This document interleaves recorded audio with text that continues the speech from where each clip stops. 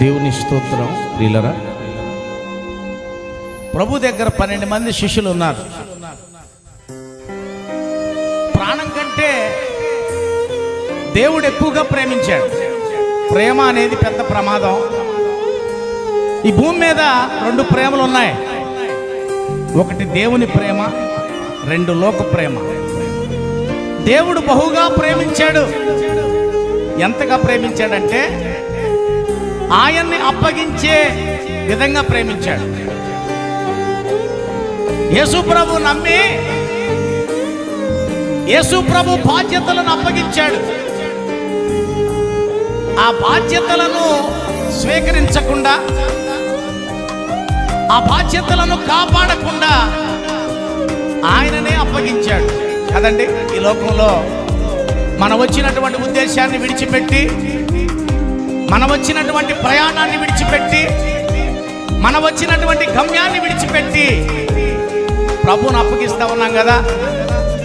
అనేక సార్లు మాటల ద్వారా, క్రియల ద్వారా, ఆలోచనల ద్వారా, తలంపుల ద్వారా దేవుని ఉద్దేశాలను విడిచిపెడతా ఉన్నాం. ఇస్కరియోతు యోధ చూడండి, దేవుని కోసం ప్రయాసపడటానికి వచ్చాడు, మంచిదే.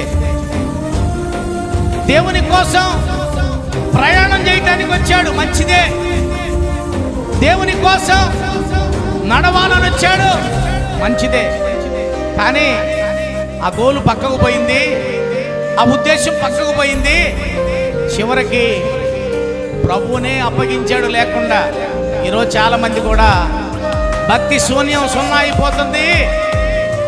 భక్తి మార్గాలు తప్పిపోతున్నాయి. భక్తి నడకలు పూర్తిగా విడిచిపెడతా ఉన్నారు. సులభాల కోసం, తిండి కోసం, లోకంలో ఉన్న విషయాల కోసం దేవుణ్ణి అప్పగిస్తా ఉన్నారు. నువ్వెక్కడ అప్పగించావు? ఏ ఉద్దేశాలక్కడ అప్పగించావు? దేవుడు నీకు అప్పగించిన బాధ్యతలను నువ్వు నడిపించగలుగుతా ఉన్నావా? దేవుని కోసం సమర్థవంతమైన భక్తిని నువ్వు చేయగలుగుతా ఉన్నావా? పరీక్షించుకో, పరిశోధన చేసుకో. ఇస్కరియోతు యోధ చేయలేకపోయాడు. ఇస్కరియోతు యోధ చేయలేకపోయాడు. దేవుని కోసం బాధ్యత వహించు. యెషయా ప్రవక్తను చూడండి ప్రియులారా, దేవుని కోసం అంత సాక్షి అయ్యాడు.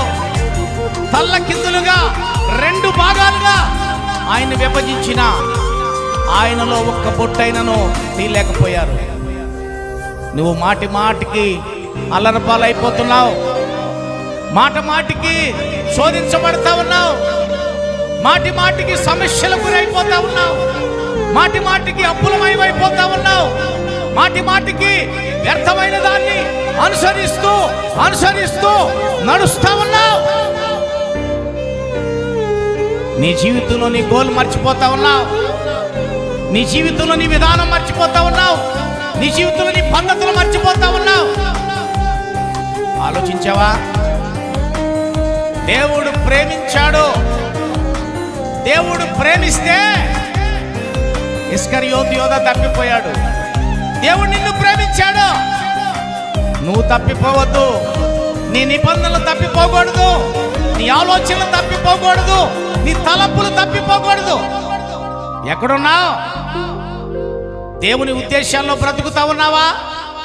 దేవుని చిత్తం చేయటానికి ఇష్టపడతా ఉన్నావా?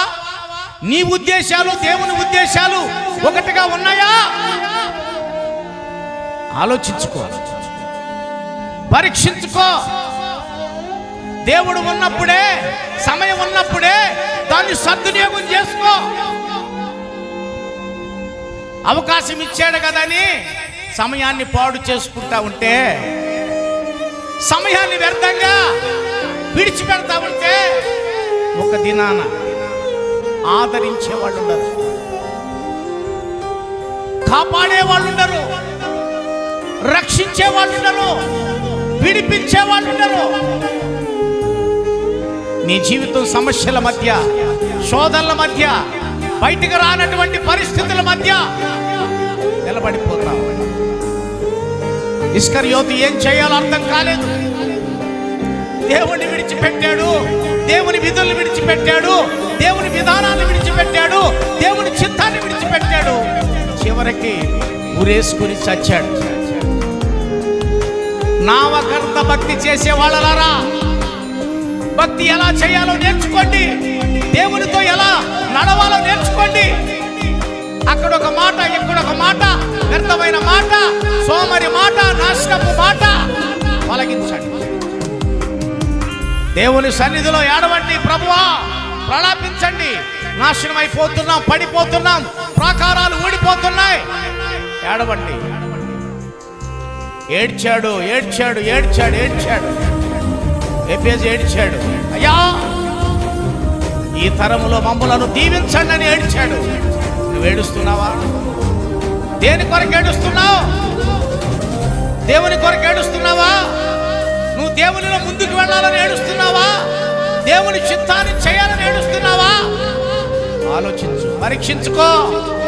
పాడవద్దు, జీవితాన్ని పాడు చేసుకోవద్దు. దేవునిలో భద్రపరచబడు, పరిశుద్ధపరచబడు. దేవుని కృప కొరకై, దేవుని ఆత్మ కొరకై ఎన్నికించబడాలి. నీవెన్నికించబడాలి. ఆలోచించుకో, పరీక్షించుకో.